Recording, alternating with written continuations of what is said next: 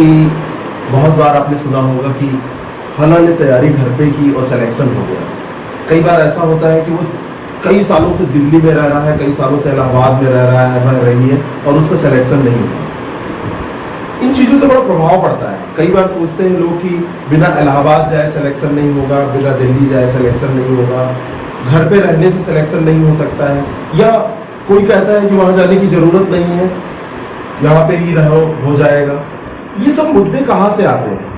क्यों ऐसा कहा जाता है? कभी आपने सोचा है? वो इसलिए ऐसा होता है क्योंकि हर एक काम के लिए एक माहौल चाहिए। दिल्ली, इलाहाबाद, लखनऊ, भोपाल, जहां पे भी आप रहते हैं उसकी जरूरत क्यों पड़ती है?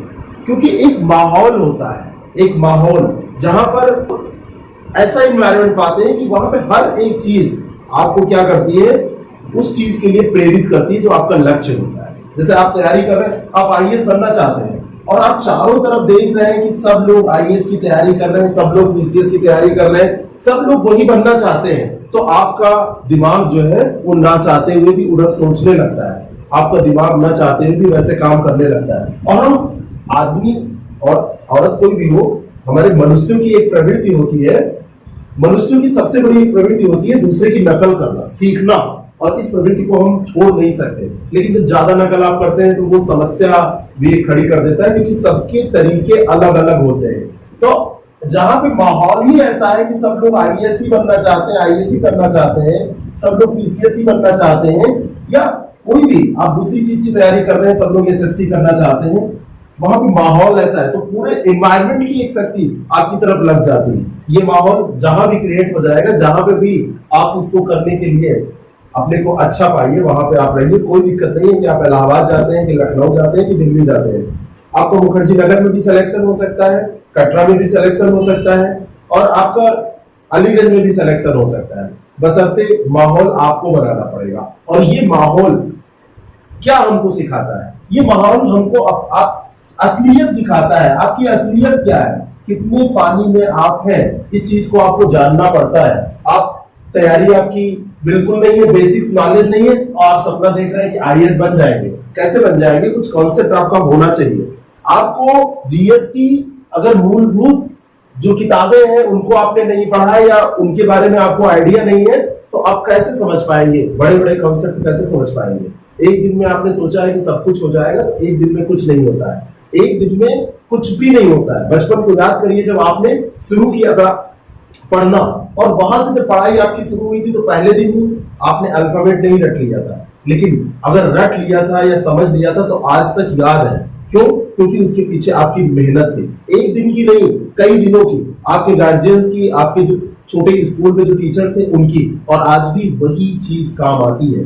तो एक दिन में कुछ नहीं होगा, ऐसा नहीं है कि बस आप आज स्टार्ट करेंगे हो जाएगा। तो आपके जो लक्ष्य होने चाहिए वो भी छोटे छोटे पार्टों में बटे होने चाहिए। आईएएस एक बड़ा लक्ष्य हो सकता है, लेकिन आईएएस बनने के पीछे जो चीजें आपको सब्जेक्ट जो पढ़ने हैं, इसके लिए जो आपको ऑप्शनल पढ़ना है, इसके लिए जो आपको इंटरव्यू तैयार करना है, इसके लिए जो भी काम आपको करने हैं, उनको छोटे छोटे खंड में आपको बांटना पड़ेगा। एक ही दिन में आप पूरा जीएस नहीं पढ़ सकते, एक ही दिन में आप ऐसे ज्ञाता नहीं हो सकते कि आप सब कुछ कर ले जाएंगे। तो एग्जाम से पहले जो एक महीने की पढ़ाई केवल वही करके जाते हैं, उनका भी कुछ नहीं होने वाला है, क्योंकि छोटे छोटे खंडों में बांट के पूरे साल आपको पढ़ना होता है। और अगर आप छोटे खंडों में नहीं बांट पाएंगे तो इतना बड़ा ये लक्ष्य आपका होता है कि आपको ये प्रेशर में डाल देगा। आप सोचेंगे एक प्रेशर कुकर में बंद है और चारों तरफ से हीट बढ़ रही है और आपका दिमाग ब्लास्ट हो जाएगा। ऐसा नहीं, पचाने की जरूरत है। जो भी पढ़ा है उसको अगर आपने पचाया नहीं, केवल पढ़ के में छोड़ दिया है, तब भी समस्या हो जाएगी।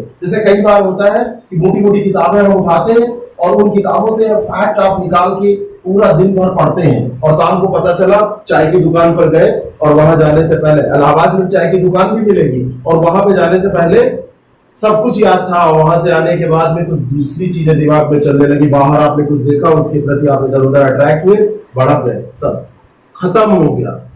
पचाने के लिए जरूरी क्या है? रिवीजन करना। और अगर आप रिवीजन नहीं कर रहे हैं, अगर आप समय समय पर दोहरा नहीं रहे हैं, जितना पढ़ रहे हैं उसको पचा नहीं पा रहे हैं, तो उससे कुछ नहीं होने वाला है। मोटी किताबें पढ़ने से नॉलेज पतली किताबों के बराबर भी आपको नहीं हो पाएगा। इसलिए जरूरी है कि आप टारगेट उतना ही सेट करिए जितना आप पचा पाइए। डेली का टारगेट आपका होना चाहिए, और जो डेली का टारगेट है डेली का टारगेट भी आपका इस हिसाब से होना चाहिए कि आप उसको कर सकें, अचीव कर सकें। आपने मोटी किताब का टारगेट रख दिया कि एक हफ्ते में पूरा करना है, आज इसके 50 पेज पढ़ के तब सोना है। 50 पेज पढ़ भी जाएंगे तो तैयार नहीं होंगे, और अगर ये पढ़ गए और तैयार नहीं हुए तो कोई मतलब नहीं है। और दूसरी बात, हो सकता है 50 पेज पढ़ भी न जाए।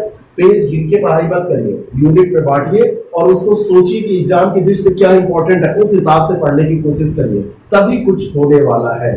थोड़ा सा गंभीरता लाइए अपने में, चाहे लक्ष्य के प्रति हो और चाहे जब बाहर निकलिए तब भी लगना चाहिए कि हाँ आप गंभीर हो, क्योंकि गंभीर नहीं रहोगे ना तो आपको जो ये सब पढ़ा लिखा है उसको भुलाने के लिए भी एक बड़ा सा माहौल क्रिएट है, बहुत बड़ा माहौल है।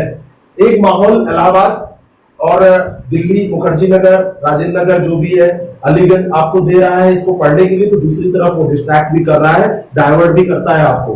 तो चाय की दुकान पे ऐसा नहीं कि सब वही बिस्किट जैसे गल जाता है उसमें डालने पे ऐसे सारे फैक्ट गल जाए, तो ये भी थोड़ा सा आपको एक ऐसा नेचर डेवलप करना पड़ेगा कि हाँ फालतू चीजें आपके दिमाग में घुस ना पाए। अगर आप ऐसा करोगे, पार्ट पार्ट में बांट के अपनी असलियत को पहचानोगे, जैसे असलियत पहचानने का मतलब क्या है, पार्ट पार्ट में बांट के आपने स्टडी तो की, लेकिन आपको आया क्या, या बहुत सारा पढ़ डाला, क्या समझ में आया, क्या आपने सीखा, ये असलियत है आपकी। और ये असलियत कैसे, आपको पता कैसे चलेगी, आप एग्जाम में सीधे पता करेंगे तो पता चलेगा, अगला अटेम्प्ट देना पड़ेगा। और अगर आपको पहले पता करना है तो कुछ आपको जांचना पड़ेगा, टेस्ट वगैरह आप करते रहिए, लगातार प्रैक्टिस करते रहिए। अगर आप ऐसा कर ले जाते हैं तभी आप अपने सपने को साकार कर पाएंगे। और ये बहुत जरूरी चीजें हैं कम समय में सफलता हासिल करने के लिए, इनको फॉलो करने के बाद सारा कुछ आसान हो जाता है।